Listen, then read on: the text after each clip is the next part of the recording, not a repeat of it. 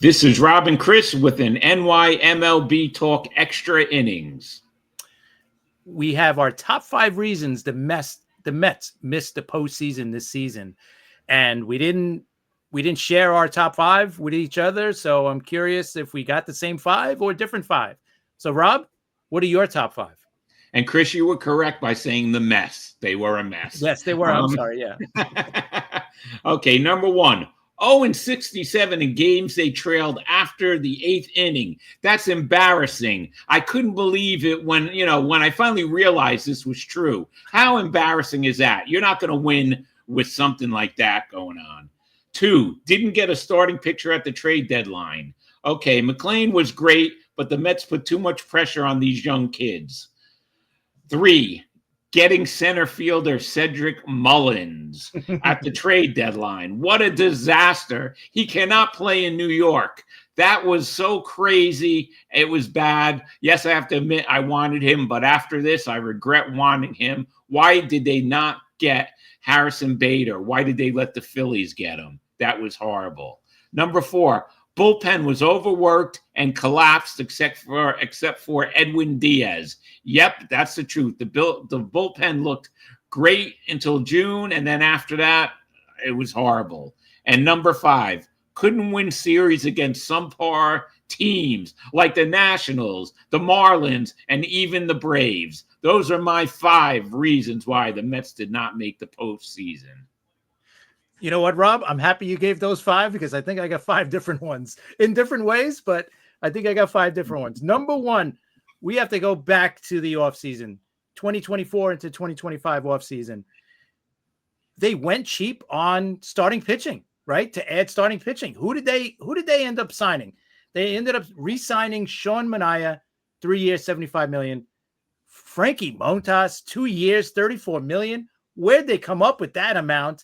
And they've signed Griffin Channing. Griffin Channing is the only one that really worked out, at least for a little bit. He was pitching great until he got hurt. But to count on a guy who won, 4 games last season, I think it was ridiculous. So going cheap on that, not signing Max Fried, not signing Corbin Burns, not signing Blake Snell, Nathan Eovaldi. I mean, you got big-time starters here that would have been perfect for you guys. Why they didn't, I mean, Corbin Burns obviously got hurt, but Max Fried, you see what he did with the Yankees this year.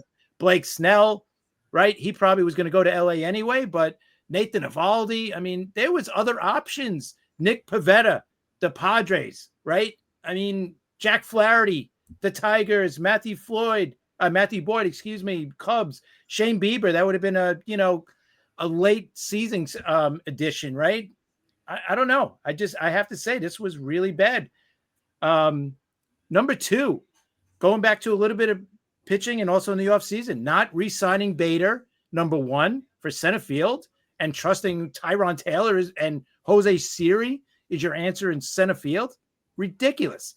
And also not signing Quintana. Quintana pitched pretty well for you guys. The Brewers ended up signing him for $4 million. That would have been, a bargain. Instead of signing Montas or on addition to, you never have enough pitching, right? We always say that. They could have picked up Quintana at the end of free agency for nothing, and he would have been great as your number 5 starter. So that's number 2. Number 3, going even further back in the offseason, not trading for Garrett Crochet, okay? That was a big mistake, and today it came out that they could have had him for Sprout, Jet Williams, plus others. Okay. I know everybody wants to hug their prospects and, these guys are going to be great.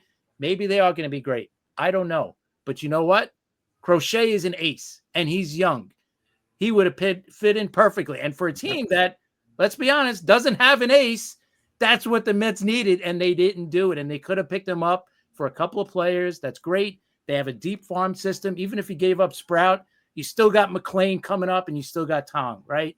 So to me, huge mistake right there. Number 4, the bottom part of that lineup. The top part, they do their half, right? Lindor, Soto, Alonso, and even you throw in the left fielder too. I mean, those guys, right? Nimmo, they all produce. But after that, who's producing for this lineup, right? The bottom part of that lineup did nothing. Alvarez, Vientos, Beatty started to come along at the second half of the season, but these guys were non-existent. Jeff McNeil, right? Yep. The guys were just absolutely garbage other than those 4 guys. So to me, the bottom, they got to lengthen their lineup this offseason. And then you mentioned it. This is the one we both kind of, you only mentioned one, but the trade deadline was a failure for the Mets, right? You mentioned number one was trading for Mullins. Think about this, just the 2 guys that the Phillies traded for and the Mets traded for. The Phillies traded for Bader, who you guys should have re-signed, and they traded for Duran. Think of the impact those 2 guys have had on the Phillies, and then flip it over to the Mets side. They traded for Mullins. You mentioned Mullins. We know how bad he was. And they traded for Helsley, another really good closer. And we see where that ended up, right? So 2 really bad moves by the Mets at the deadline, among the other ones too. Soto was okay.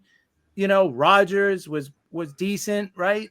But those 2 moves were the big, and it was a total failure for them. And that's my 5. Yes, so there you have it. 10 reasons why the New York Mets are not in the postseason this year. I think all of them are valid. All of them are good. And the Mets have a lot to do in the offseason, and they better work out something with Pete Alonso. That's all I have to say. This Friday night, former manager, Mets manager, Mickey Callaway is back on the show at 10 p.m., Chris, and he's going to talk about the postseason with us. Yeah. We're going to preview the division series, right? Hopefully we're talking about one of the series, Yankees against Toronto. I'm hoping we see that. Hopefully the Yankees take care of Boston, but we'll see you guys Friday night, 10 o'clock. Be there. Mickey Callaway will be there. Hopefully you guys will join us. See you then.